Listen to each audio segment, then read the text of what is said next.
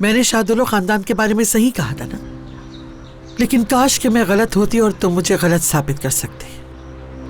मैं तुमको इस हाल में देखने के बजाय खुद गलत साबित होने को तरजीह दूंगी। मैं उस बदतमीज इंसान को हरगिज नहीं छोड़ूंगा।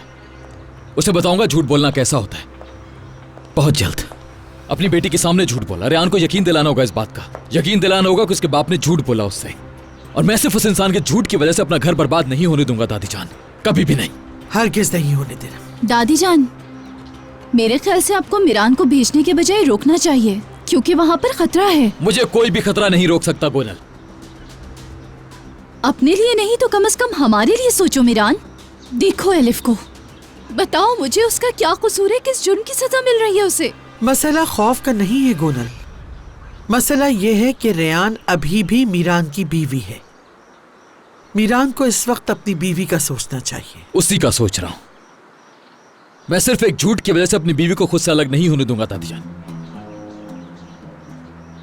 एलिफ की तबीयत ज्यादा खराब हो तो मुझे बता देना।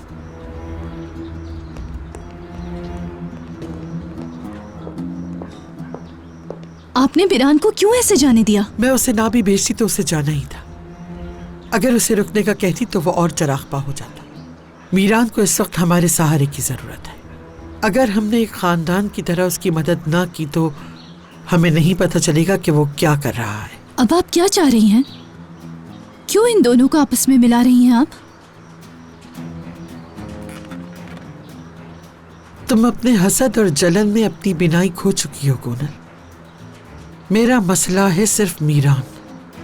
इंसान की जिंदगी में हर चीज से पहले उसका खानदान होता है। सब्र करो। मैं सब्र ही कर रही हूँ दादी जान, इसीलिए अब तक चुप हूँ। लेकिन ये मत भूलें कि सब्र की भी एक हद होती है। अच्छा, सब्र का फल भी मीठा होता है।